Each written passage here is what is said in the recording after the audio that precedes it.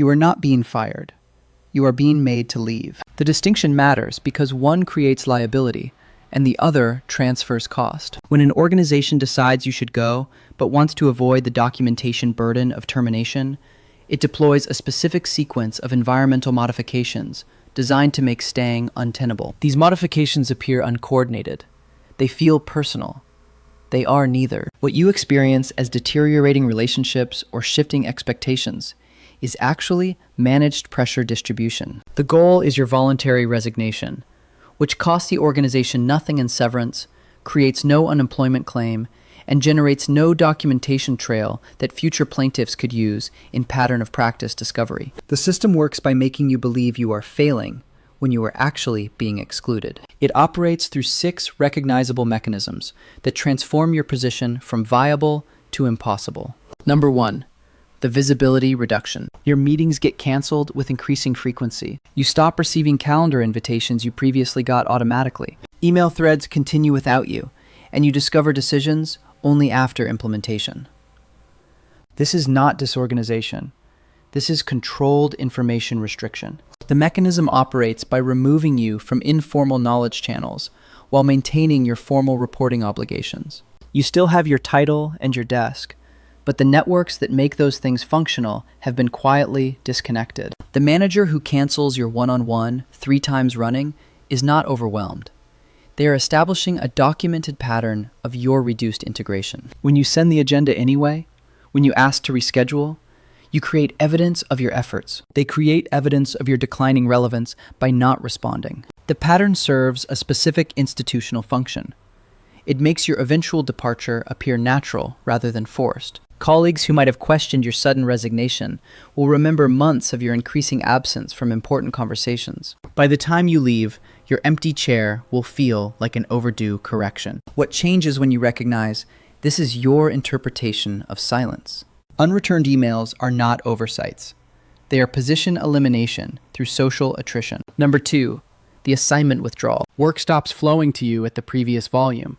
Projects you would normally lead get assigned elsewhere without explanation. When you ask for more responsibility, you receive vague affirmations followed by no actual assignments. This is capacity starvation. The organization is creating a performance gap by controlling your access to performance opportunities. You cannot meet expectations you are not allowed to attempt. The manager who tells you to focus on your current workload while that workload mysteriously shrinks is constructing a narrative of your diminishing contribution. This mechanism works because it reverses normal causality. In the official story, your reduced output justifies your marginalization. In actual sequence, your marginalization produces your reduced output. The institutional benefit is clean documentation. Performance reviews will note your declining project involvement without noting who controlled project allocation. When you try to compensate by volunteering for additional work, you appear to be overreaching beyond your capacity. When you accept the reduced workload, you appear to be disengaging.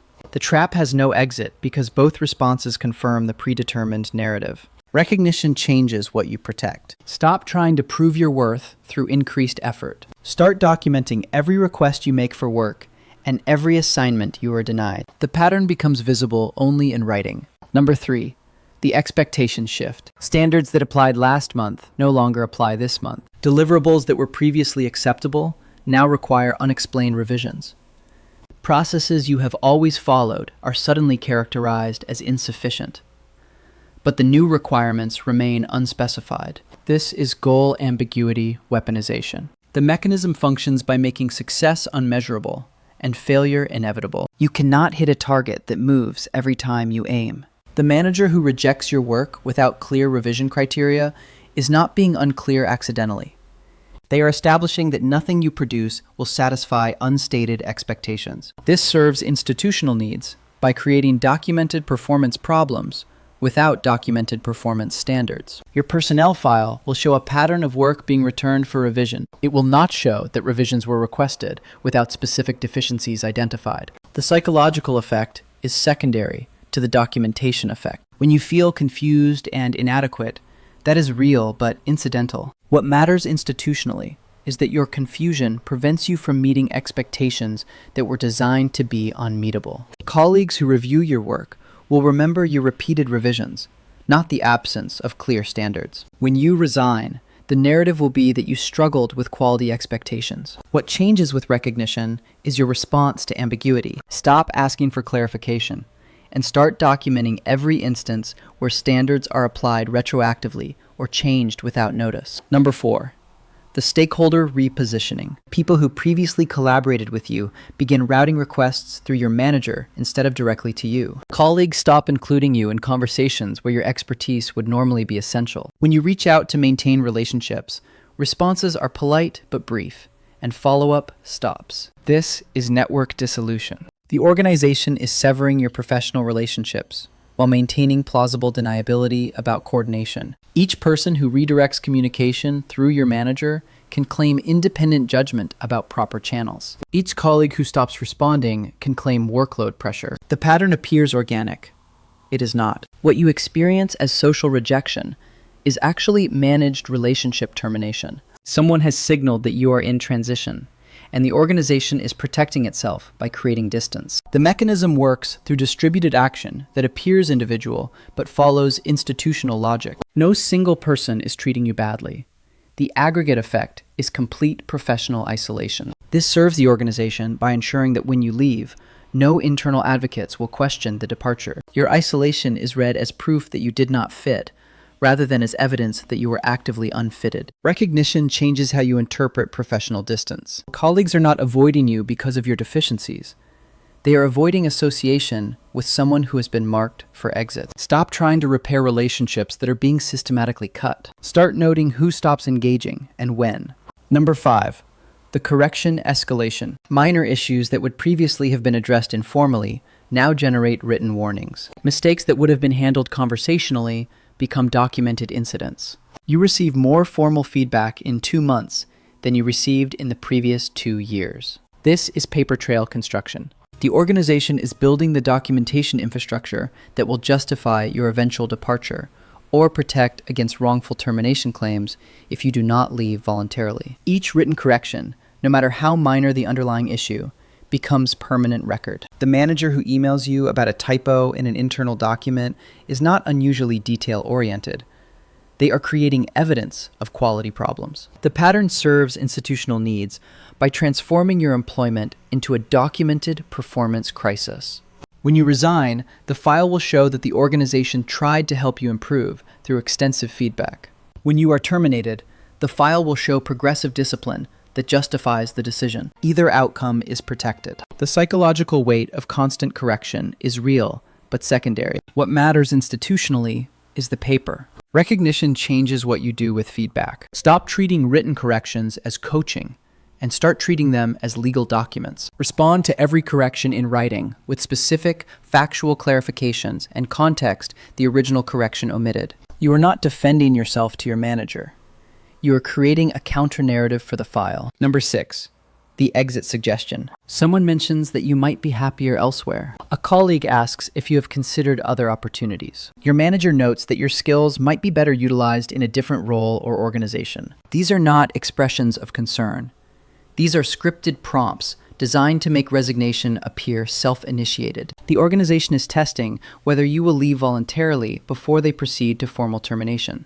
The mechanism works by framing departure as your choice, while making staying impossible. The manager who asks about your long-term goals is not invested in your career development. They are offering you the option to control your exit narrative. If you resign, you leave with your reputation theoretically intact, and your departure characterized as a personal decision. If you stay, the organization proceeds to the next phase of managed exit, which is formal performance improvement plans that lead to documented termination. Either way, you are leaving.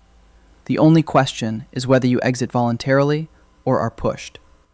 This serves institutional needs by minimizing legal risk and unemployment costs. A resignation costs nothing.